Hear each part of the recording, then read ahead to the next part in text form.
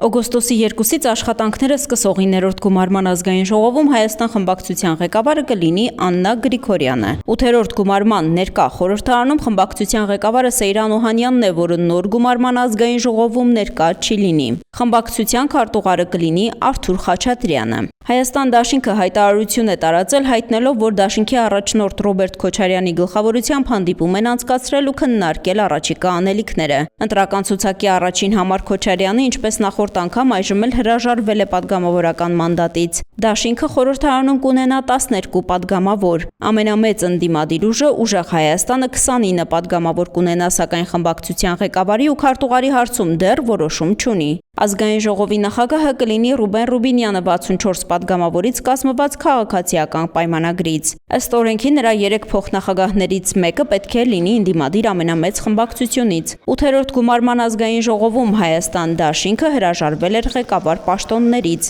Ինչ որոշում կկայացնի Ուժեղ Հայաստանը դեռ հայտնի չէ։ Սակայն քաղաքացիական պայմանագրի երկու թեկնածուների անունները հայտնի են՝ Վահագն Ալեքսանյան եւ Հայկ Կոնջորյան։ Վերջինս 8-րդ գումարման ազգային ժողովում ղեկավարում է քաղաքացիական պայմանագիր խմբակցությունը։ Նոր ձևավորվող խորհրդարանում ՔՊ խմբակցության ղեկավարը կլինի Արուսյակ Մանավազյանը։ Ըստ ազգային ժողովի կանոնակարգ օրենքի առաջին նստաշրջանի նիստերը բացում եւ մինչեւ ազգային ժողովի նախագահի ընտրվելը նախագահում է տարիքով ավագ падգամավորը։ Անդրանիկ նիստին ողջույնի ելույթի իրավունք ունեն երկրի նախագահն ու ամենայն հայոց կաթողիկոսը։ Կարեգին երկրորդը, սակայն, ինչպես մայրաթոռից հայտնեցին Նյուզայեմին, մինչեւ այս պահը հրավեր չի ստացել։ Հաշվի առնելով իշխող ուժի կաթողիկոսի դեմ տարվող արշավը, հրավեր ամենայն հավանականությամբ այդպես էլ չի լինի։ Այդ դեպքում սա կլինի պատմության մեջ առաջին դեպքը, երբ ամենայն հայոց կաթողիկոսը չի մասնակցի նոր գումարման խորհրդարանի առաջին նստաշրջանի Անդրանիկ նիստին։ Ըստ օրենքի երկրի նախագահը նորընտիր ազգային ժողովի լիազորությունների ժամկետը սկսվելուց հետո